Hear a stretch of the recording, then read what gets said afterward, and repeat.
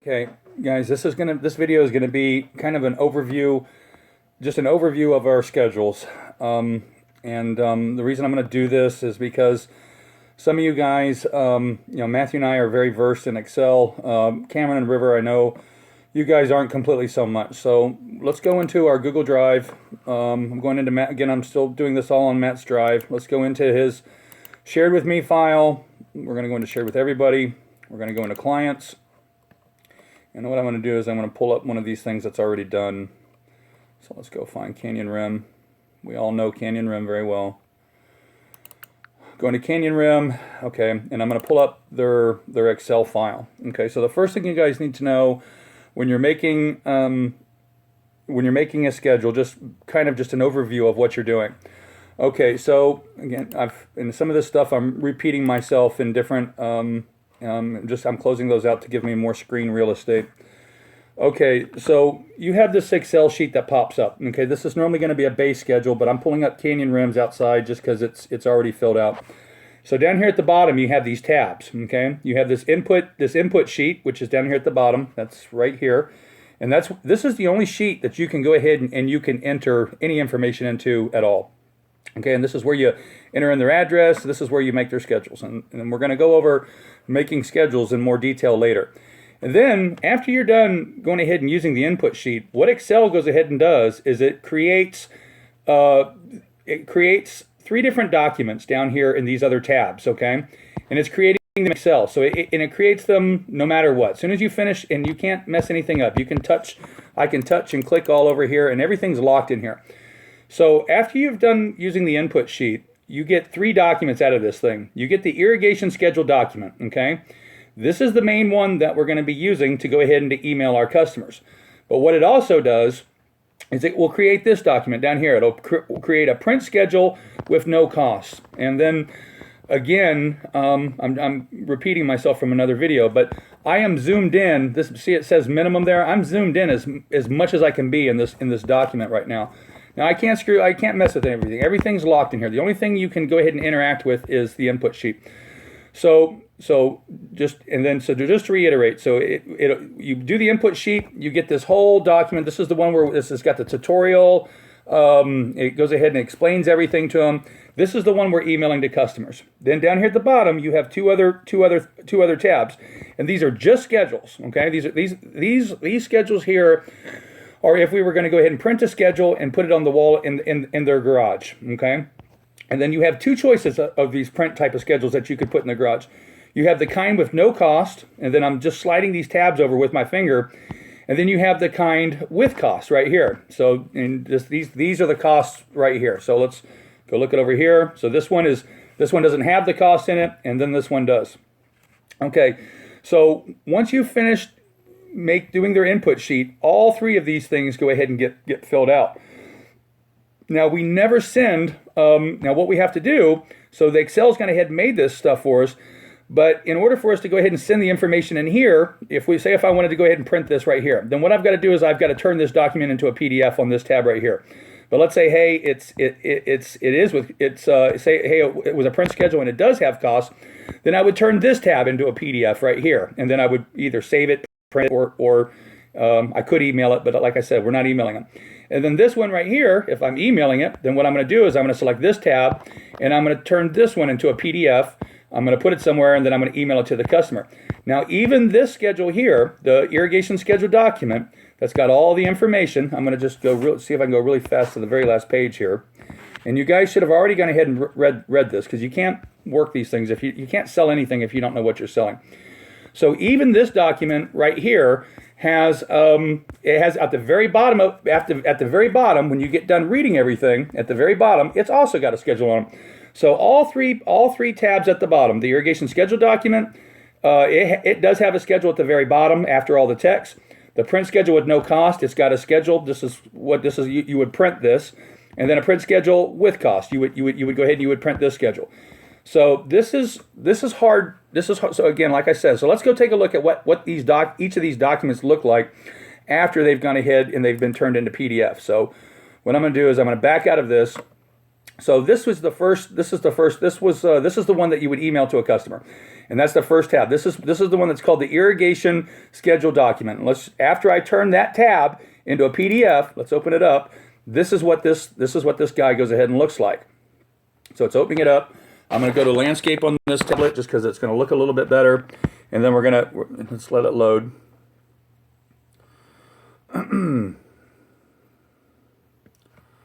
Okay. All right. So this is what this document goes ahead and looks like. So this is the one that we're normally sending to our customers right here. And it's got all their information.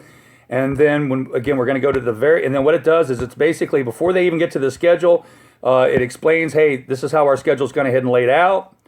This part of the schedule, this is what all this stuff goes ahead and means here on this part of the schedule here. And then like I've said before, if you ever want to show your customer anything about a water schedule, you've got to show it to them in PDF. I mean, you can manipulate the daylights out of this, and it's a hell of a presentation. I mean, you're going to look like a hell of an irrigator, having access, being able to create this. And you can create these things, depending on how big the system is, but for 6 to 8 zone systems, I mean, you can have one of these things created in 30 minutes. I mean, it's going to make you look like a total pro. But anyway, and especially when you're going to go ahead and you're trying to explain to them their water costs right here, So these are Canyon Bill's water costs. If I wanted to have a conversation with this customer right here, I can, hey, and I'm going to come back and I'm going to explain more what the schedule's producing here later. But anyway, I'm going to the very last page, and the very last page, it's got a copy of the schedule as well too. Okay, so let's get out of this guy right here. So that's what that PDF. That's what, if I turn that one tab, that irrigation schedule document, I turn that into a PDF. That's what that looks like. Now, if I turn one of the other 2 tabs, and I'm not going to open them both because they're both basically the same. So I'm going to open up Canyon Rim. This would be the print version, no cost. Okay. So this is the print version. This is something that would go up above their garage, and it's a 1-page document. Okay. So it's got their schedule in there. It's got their entire schedule in there, and I would print this and I would put this above the wall. And then, as you can notice right here, the monthly costs would normally go ahead and be right in here, and they're not here. So this. And we would print this, let's just say we get a cheap customer and they don't want to pay for this to go ahead and run over to the water meter and calculate the cost. Then if we are printing it and putting this on the schedule, then we would use this one. Okay, the difference is, I am going to show it to you. Let's go into let's just say we printed the tab, the print version wall-mounted one with cost. Okay, so let's go into that guy and see how that differs from the one. And again, it's the exact same schedule, but down here, it's got all the water costs. How much is your water bill going to be each month, set based up on that seasonal adjustment. And again, that's the print version. It's just 1 page. Okay. Okay. So that's the overview of what these tabs go ahead and do. And somehow I lost my file that I was working on. I'm pretty sure it was this guy right here. Not sure why this closes, but let's open this back up. Okay, so anyway, that's what these tabs are down here at the bottom. So you go through the input sheet. You're gonna go through the input sheet, and then depending on what tab you need to convert over to PDF, you would have this tab selected while you convert to PDF. Or hey, I'm going to print. I need something. I got to print. I got to put it on the garage. I would have, and they didn't pay for the cost, so I would have this tab selected. So all 3 of these tabs automatically go ahead and get filled out after you're finished with your input sheet. Okay. That is an overview of the schedule. So you pull up a base zone 4 schedule, a base zone, I need 5 zones. Okay, so I pull up my base zone 5 zone schedule. I go ahead and I enter in all the information, and then automatically, bam, this document's going to be filled out. This document's going to be filled out. This document's going to be filled out. Most of the time, or at least right now, all we're going to need is this one right here, because this is the only one we're emailing out to customers. But later we are going to go back to printing, so it's all here. And then again, before you can ever give any of these documents to a customer, you have to go ahead and convert it into PDF, and we cover that in the video 1 of 2 series in the file structure and getting a document to PDF. Okay, so that covers what's going on with Excel. Okay, so I'm going to get rid of Excel here. Let me see what else I've got open on this screen. Okay, somehow looks like I've closed them. Okay, so let's go back into our the main tutorial one that has the schedule at the very last page. Let's go back into this guy and let's look at this. Okay, what you guys need to go ahead and to realize, and I'm gonna look at this page right here. So this guy's gone ahead and created the schedule. What you guys need to realize is that you are making two schedules. Okay, well actually two schedules are being made. When you're doing the input sheet and you're selecting the amount of days and how many start times and all that, you are creating a schedule only for when we are not in watering restrictions, and that's this schedule right here. Recommended watering schedule, no restrictions. Okay, and it's over in this particular schedule, I selected 3 days a week for these guys. I selected 2 start times, and so everything that I did in the input sheet, I was only making a schedule for here. Now, when we go into watering restrictions, the program is automatically making this schedule right here, okay? You don't have any input. You don't have any input into what day gets assigned here. You don't have any input in what day gets assigned here or anything else. The computer's just doing it. And it's really easy for the program to do it. They only get 1 day a week to go ahead and to water. Immediately, you're going to get runoff, so the program is automatically going to go ahead and spit out 4 start times for you. And that's the extent of it. The other thing you guys need to realize as well too is when you build these programs, we're changing things than we did last year. So when you build these programs, if you have any type of drip zones, and Canyon Rim outside the gate's a good example. If you have any kind of drip zone, automatically your drip zone and your drip schedules are going to get thrown onto program B. And let's look at this in more detail here. And that's both in restrictions and outside of restrictions. So obviously this is going to be some type of spray or rotor zone, no drip. So this is on A. Okay, here's a drip zone, 0 runtime here, 0 runtime on B, and then 0 runtime here. Again, we got another type of drip zone, and that's at 11 minutes. Okay, so automatically the program is going to go ahead and throw out a program B for drip. Okay, so why are we doing that this year? Well, a couple reasons. One is we were never doing it correctly before. And second, drip, especially the emitter drip, it does not, you can't do it once a week. It needs a constant amount of water slowly sinking into that soil to keep that soil moist. If you try to do it 1 day a week, well, what's going to happen is that whole root ball or that whole root structure is going to go ahead and completely dry up, and the drip can't catch up. Well, we know that, and SAAS goes ahead and knows that, and so you'll notice here, these are the restrictions for drip, or for these are the restrictions for non-drip for sprays, and then and it's color coded, blue for water and green for environmentally friendly drip, and these are the restrictions for drip. So immediately when we go into stage 1 right here, you've got to you drop down to 1 water day. Your drip, you still can water 7 days a week. You've got 168 available hours you can go ahead and water. In stage 1, you've only got 16 hours.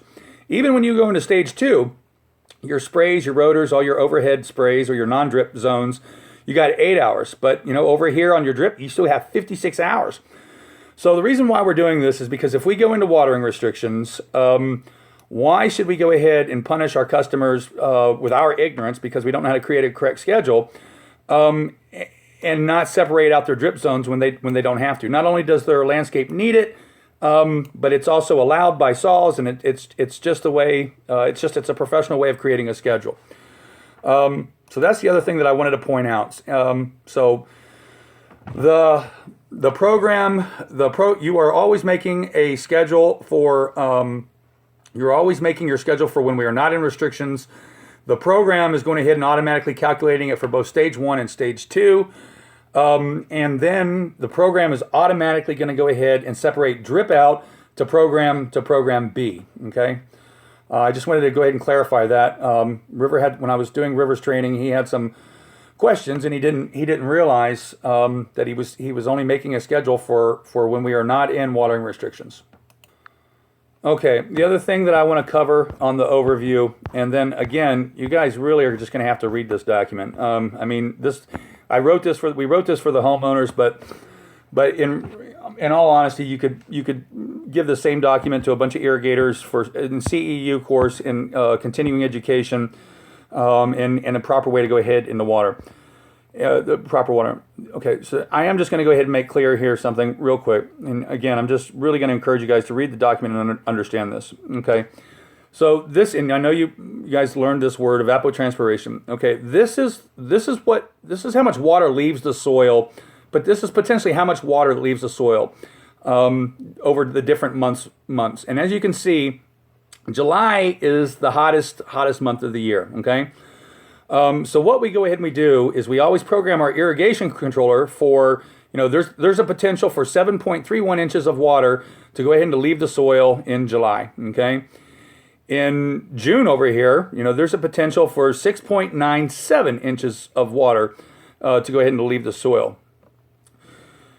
If I take 6.97 and I divide it by 7.31, I'm going to get 95%. So June is 95% of July. And this is how seasonal adjustments work on the controller. It's really simple. Once you've set up that base schedule runtime, whether you change, if you change everything into a proportion, if you change all your runtimes within a proportion, everything changes throughout the controller appropriately, the way it's supposed to.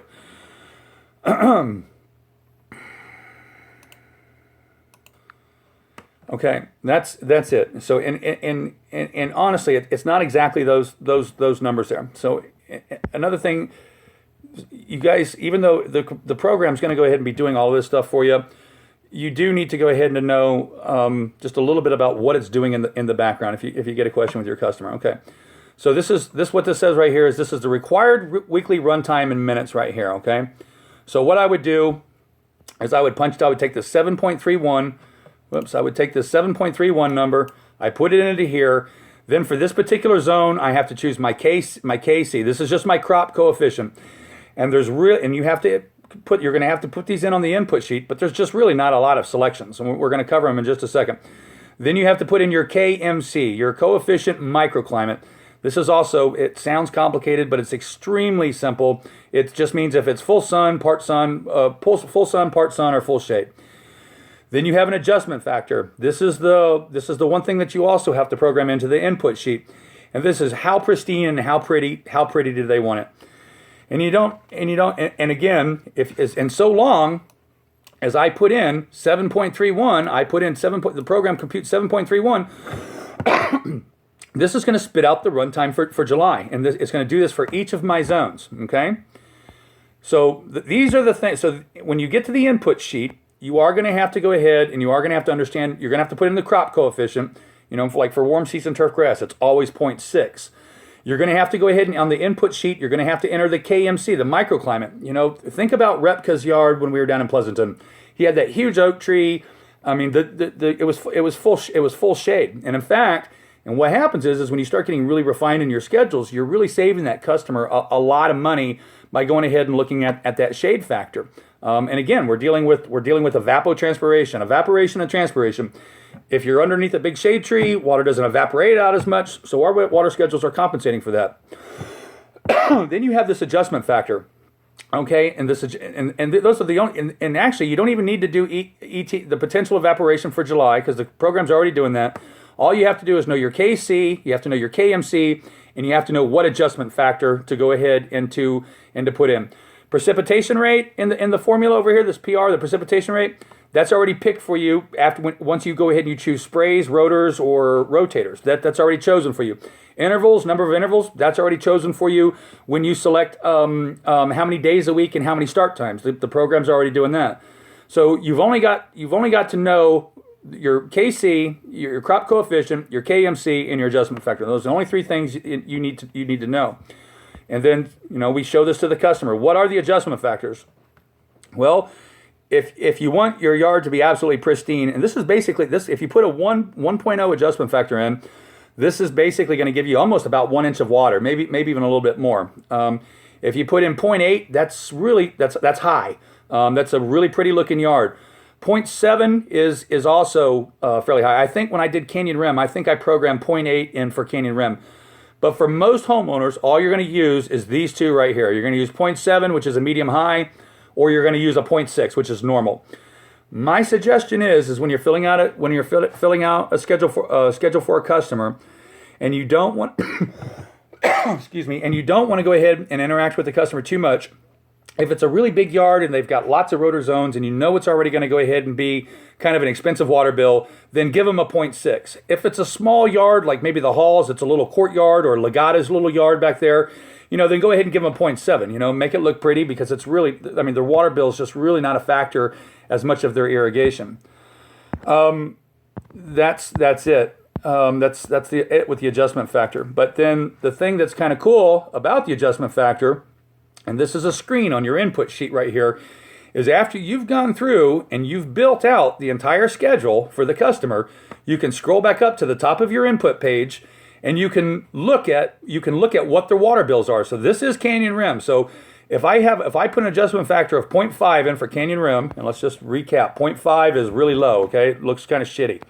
Their peak water bill is going to be $282 a month for this system. If I change the adjustment factor to 0.6, it's $328. If I change it to a 0.7, okay, no, this isn't, that's wrong.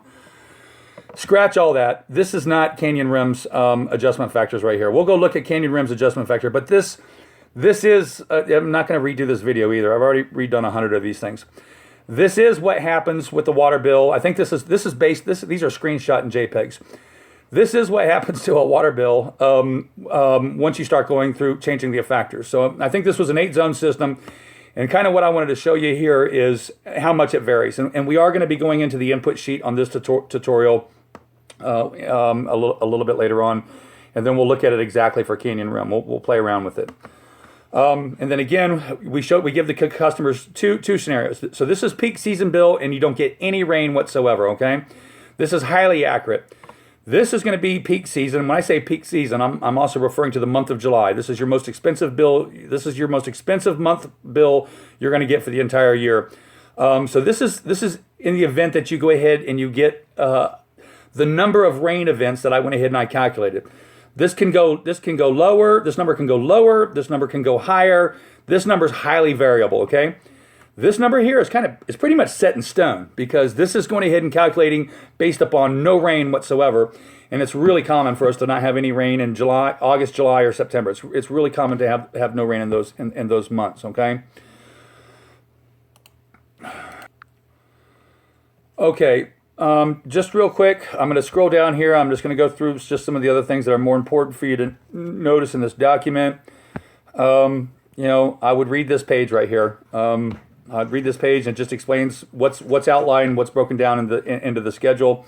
And then I would also go ahead and I would pay attention to the color coding scheme. And this color coding scheme exists throughout the entire water schedule, okay? When you see this blue color right here, it means it's non-drip sprays, no rotors. This color coding here means it's drip throughout the whole document. These are alerts for when we go into watering restrictions. I'll explain more of those later. These are water costs with no rainfall. We just saw that color coding system just a second ago. And then these are water costs with normal rainfall, which again, to reiterate, is a highly variable number. It basically gives your customer the worst case scenario and the best case scenario. I would, this color coding scheme is repeated throughout the entire document, so it's good to know what they are. Then when we get down to this page right here, okay, so this, after you've gone ahead and you've built your schedule with your input sheet, what you're going to want to do is you're going to want to switch over to one of the other tabs that I went ahead and I talked to you about. You're done with your schedule. What you're going to want to do is, I wouldn't select the irrigation document. That's the one with the 20 pages, because then you just got to scroll with your finger. I would select one of the two schedules that either is just the wall-mounted schedule that's got with cost, or the wall-mounted schedule without cost. And I would scroll over to your BSI right here. If you have a 0 anywhere in here, then that means you forgot to put in either a KMC or a KC, or you forgot to put, it's normally going to be one of those two, or you forgot to put in sprays. But if you forget to put something in any of the fields, then you're going to have a 0 over here. So this is a quick way to make sure that you didn't miss anything on the input sheet, okay? Now, as far as this KC and this KMC, your choices with these guys right here, as you're building out your thing, and again, I urge you to read the document, read the thing that you're going to be selling. And so here, we basically, so if you go ahead and you select your adjustment factor of 0.8, it shows up on the customer's schedule there. Their water day is already kicked out for you. And then if you want to go ahead and you want to know, I mean, just read this. We give it to the customers, and we give it to the customer. The customer has the potential to know more than you do if you don't read this. So what are your choices for an adjustment factor? Well, we've already covered this. What is this? This determines the overall appearance of a landscape. Also affects cost. Values can range from 0.05 to 1. That should actually read 0.5. So anyway, that's it. That says it there.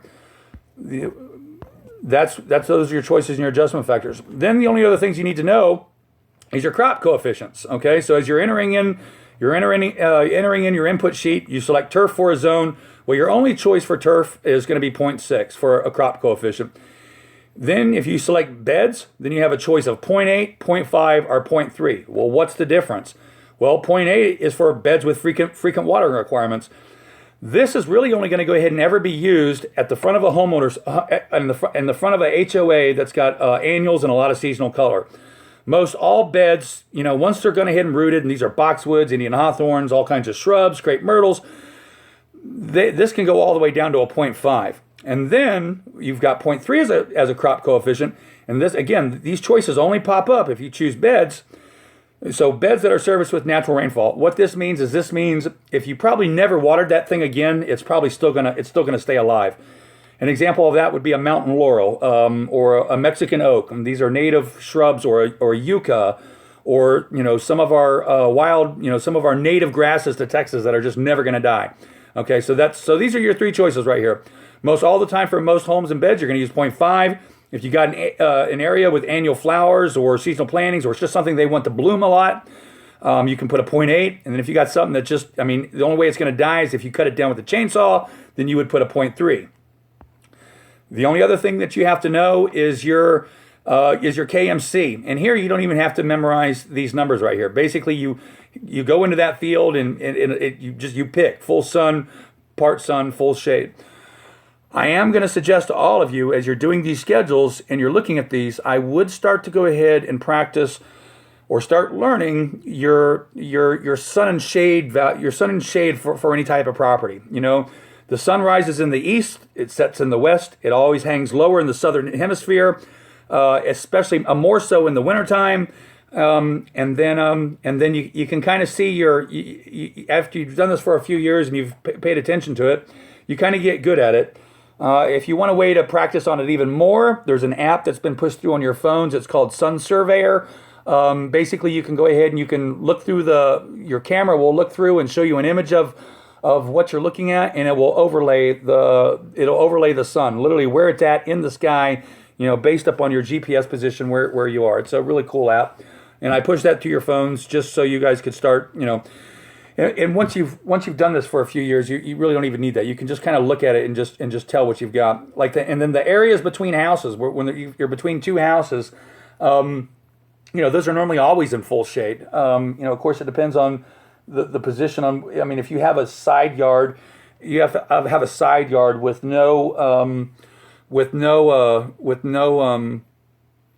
If you have a side yard with absolutely no trees there whatsoever, and then that side yard is orientated east to west, and that side of the house is facing south, well, then that side yard would be full sun. So anyway, just practice it a little bit. The more that you change down these values, the more you're going to give your customer a more efficient watering schedule. Okay, so as far as an overview of the schedule, what it does, again, if you want to know, what you're sending, we basically go through here and we circle every little thing. What is C right here? Well, we already zone number. The number of zones, the number of zone that's assigned at the controller. What type is it? Area. So it's literally, not only can a tech go ahead and read this and understand it, but so can the customer. If we're doing GPM data and we're doing a cost analysis on this guy right here, then the GPM data will be here. This is just a base value right over here that I put in here. This is runtime for 1 inch of water, okay? This is nice to show to a customer, and this is another thing that goes ahead and lets you know just how efficient our schedules are, because what do we got here? So, most people will go ahead and say, or if you Google, how long do I, water 1 inch of water during the growing season? Well, what the fuck is the growing season? I just saw Cliff just showed me a graph where the evapotranspiration varies, for every single month. Which month is the growing season? So where people are saying put down 1 inch of water during the growing season, I mean that's so fucking vague. I mean, does the growing season start in March and does it end in November, or is the growing season just in the 3 months in August? What the fuck are you talking about? 1 inch of water during the growing season. So anyway, let's go back to this. So that's rotators. Rotators. In order for a rotator, and actually I think they were all the first rotators, drip emitters, and rotators. Okay, so the first for the first four. In order to put out 2 inches of water, in order to put out 1 inch of water, it's got to run for 2 hours in order to put out 1 inch of water.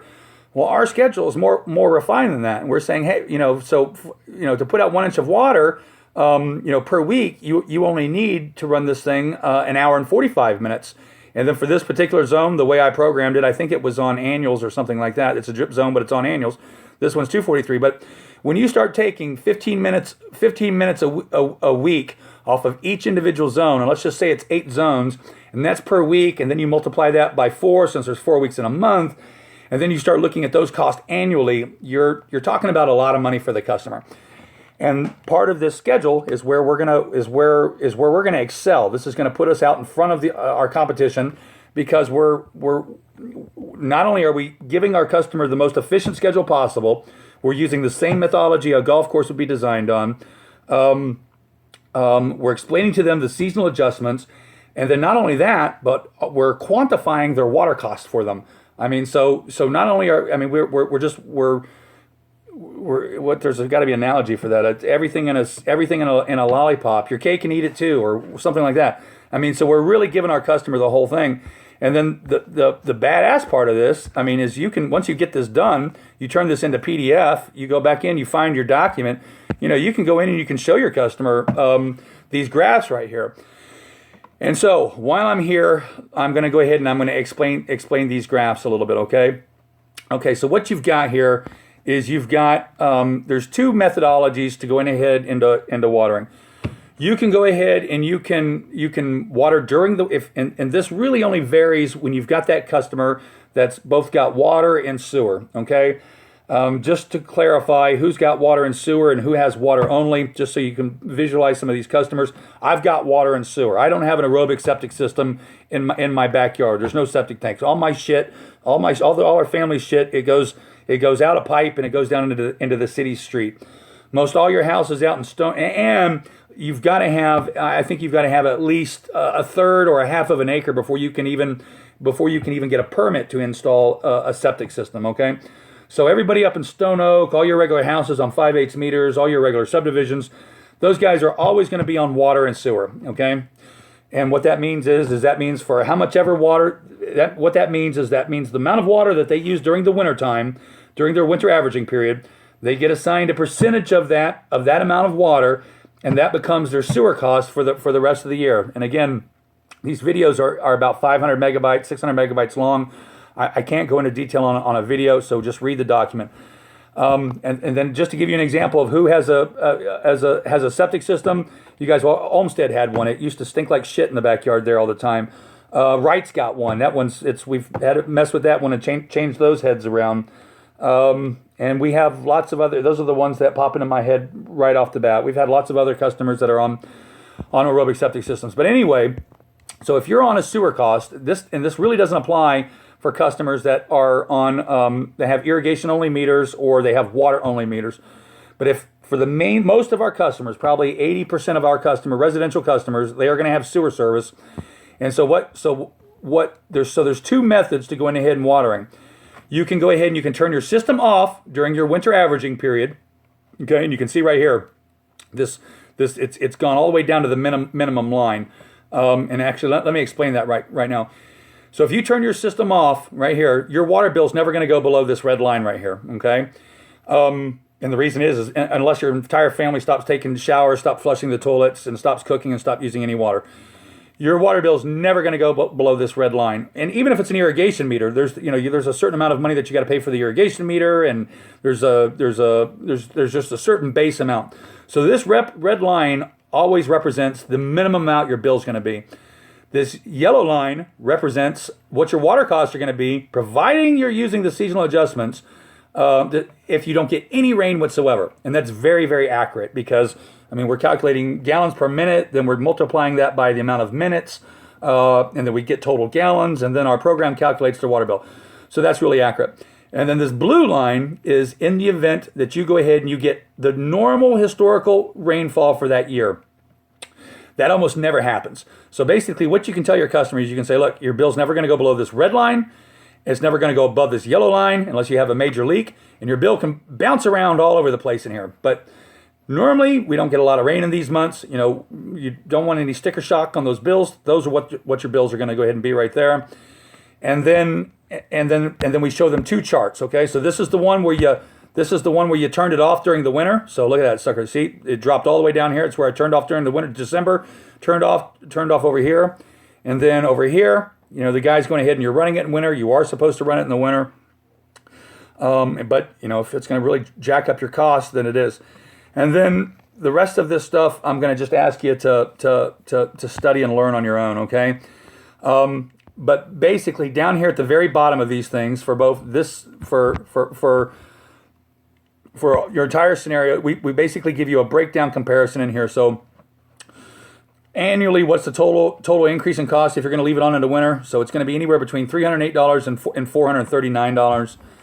What's a rain sensor worth to you for the entire year? Well, a rain sensor is going to be worth between anywhere between $1,500 a year to $1,000. So you know that makes a rain sensor a easy freaking sell right there. And we also have an example, one of these suckers in your base schedules. I'm going to be showing you where that's at later, to where if you don't want to create a whole schedule and you just want to say, hey, look, here's an example, 8-zone system. This is his water costs. You know, this is what a rain sensor is going to do for him.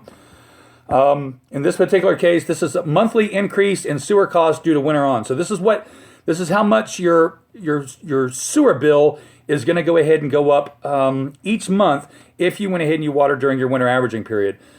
And this says NA right now because we're using Canyon Rim as an example, and Canyon Rim is a irrigation only water meter. And then again we got NA and NA here. Okay, that is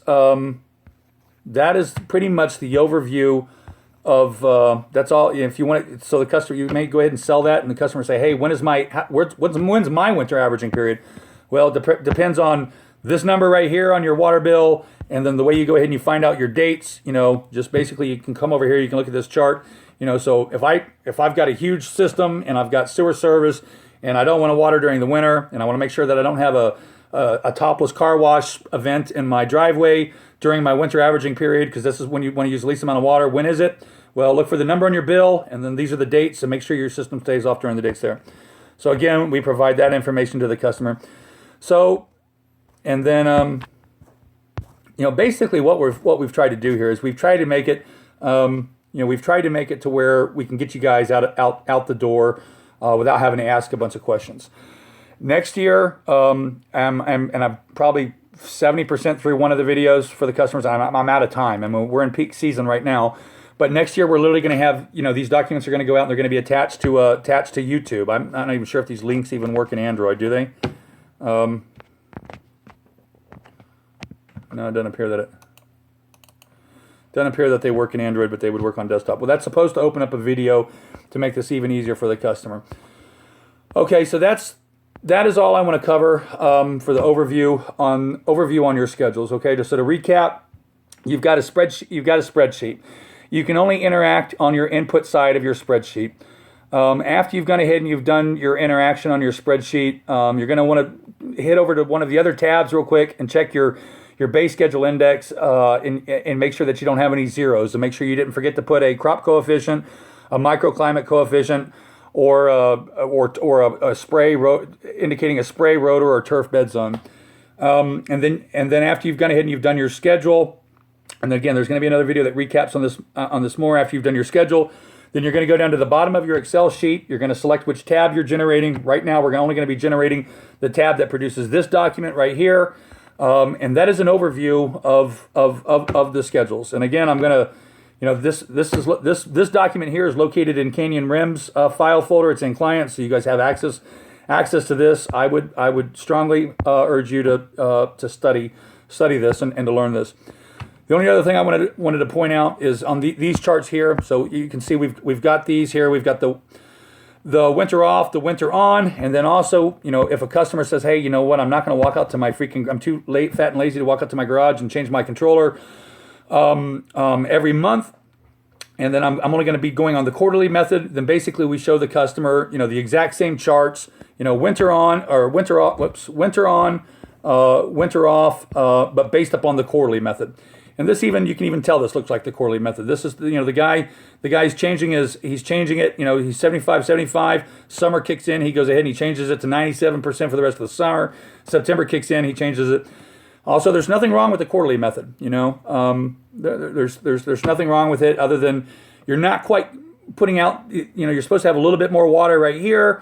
You're supposed to have a little bit more water right here. So you're kind of, you know, you're putting in a little bit too much water right here. So you're kind of flatlining your curve there. But as far as, does it really change your water bill that much? No. So using quarterly doesn't really change your water bill that much. And the absolute best way to go ahead and to do seasonal adjustments is to go ahead and to switch to Wi-Fi. And again, this is another big selling tactic to where, you know, you can go ahead and you can sell Wi-Fi. You can sell Wi-Fi controllers with this stuff, which is kind of really what is a direction that I want us to go into. You know, we're not digging. You're mounting a controller. It's good markup money. We're good. We're fast at it. You know, but if you want to sell a customer on converting over to Wi-Fi, and just say, well, look, you need to come out each month and you need to change your value. And if you forget to do it here, you know, you're going to go ahead and this month here, you're going to pay an extra. If this was your system, you're going to pay an extra. If you forgot to do seasonal adjustments from this month to this month, you're going to pay an additional $26. If you forgot from this month to this month right here, you know, you're going to pay an extra $100. You know, so is it worth it for you to have a Wi-Fi controller that's automatically going to make seasonal adjustments for you? You know, people are going to say, yeah, you know, most people that aren't completely on a total budget are going to say, you know, sign me up. You know, I would sign up for it. That's the controller I want. Okay, so that's gonna conclude overview. There's other pages in here and stuff like this. I think I covered this a little bit, you know, when we were in seasonal adjustments. Actually, I am going to cover this real quick here. So just real quick, just so you guys realize what happens is you're building a schedule. As you're building a schedule, and then you might want to flip over and look at their schedule. So you've built a schedule, and let's look at what's going on here right here. So this schedule right here, in SAAS Stage 2, you can only water, you've only got 8 hours a day to go ahead and water for overhead stuff right there. So this is normally not lit up in blue. This lit up in blue, and look over here. So there's the different color stages, okay? No stage is red. Orange is stage 1 is orange. Blue is Stage 2. This is Stage 3, okay? So what happened is I made this guy's schedule right here, and it only happens over here. And remember the color coding. This is non-drip. These are rotors, sprays, and everything that flies over the ground. But right over here, you know, so time for one cycle. You know, cycles per week. We're doing 4 cycles per week because this is in restrictions. So it's only 1 day a week. We got 4 start times, so we got 4 cycles per week. This schedule kicked out 9 hours and 22 minutes for his total required weekly runtime. Well, so, and because this is higher than 8, this little box turned blue right here, and this little box went ahead and turned blue, and what it's doing is it's letting me know, it's saying, hey, you've got a problem in Stage 2. So just FYI, this system is big enough, and the runtime is long enough, that if we go into Stage 2 and SAAS gets on your ass, you're over watering restrictions by 1 hour and 22 minutes. Now, this is not that big of a deal. This is not that big of a deal in this particular case right here. That doesn't mean that it's not for other customers. And then we also look at this another way. And since seasonal adjustments are lowering the run times, do you really have a problem all year long? Well, no, you don't. So what this is showing me is the green is so, and we don't even do schedules for Stage 3. So what this is doing is this is saying, because that's every other week. So, and I think it's 4 hours. You get 4 hours total per week if it's every other week. So this is highlighting in green because they're saying at 60%, you can't go ahead and you can't run in Stage 3. At 75%, you're going to have a problem in Stage 3. At 89%, you require 8 hours and 17 minutes. You have a problem in Stage 2. You have it, and then here 8 hours and 56 minutes. And again, at 100%, there's our 9 hours and 2 minutes. So what this is doing is this is letting me know how big of a problem do I have. With our schedules, the fact that we've got our run times dialed down so far anyway, most people are never going to have a problem.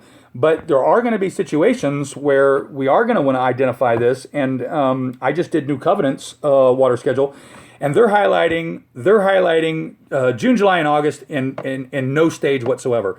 So when we're not in watering restrictions, absolutely not in watering restrictions, they don't have enough time to go ahead and to water their or no, it was stage 1. When we go into stage 1 watering restrictions, they do not have enough time to water. I mean, they're kicking out alert almost for the entire year for stage 1. It's too big of a system. It requires too much runtime, and they got a problem. And if SAAS ever gets on their ass about it, and I have a feeling SAAS is going to start getting on some of these bigger people's asses, and that's why they're starting to require these SAAS seasonal adjustment SAAS annual checkup things that we're starting to do for them. Because what they're doing is they're documenting how many gallons are going out, and they're looking at it. And I think some of these people are going to end up on SAAS's radar. So anyway, you build the schedule, highlights here, highlights here the worst case stage. If this was even higher, then this also would have gone ahead and lit up right here in stage 1. And then so this lets you know that there's a problem in July, because again we make our schedules for the hottest month of the year, which is July. And then how bad of a problem is it? Well, if you're adjusting quarterly, you got a problem. If you're adjusting quarterly, you got a problem June, July, and August, but that's kind of easy to see over here. You got a problem June, July, and August. It's not kicking out one for May because what are we over? You're only over 17 minutes, so the program's not picking up on that. Okay, that's it for the overview. That's it for the overview. I've covered all the major topics in there. There's some more stuff in here that I would highly suggest you read. This is going to be a long video as it is. So this is your overview of your schedules, what you're building, using the input sheet, and then the input sheet is creating 3 different documents, and then you select the tab at the bottom, depending on which document you want to go ahead and you're going to be sending to your customer, and whether it's and that's going to be either you're going to be emailing this one right here, which is called the irrigation schedule document, or it's going to be the print schedule with cost or the print schedule with no costs. Okay, that's the overview of these schedules, and again, please read this. It's going to make you a better professional. All right.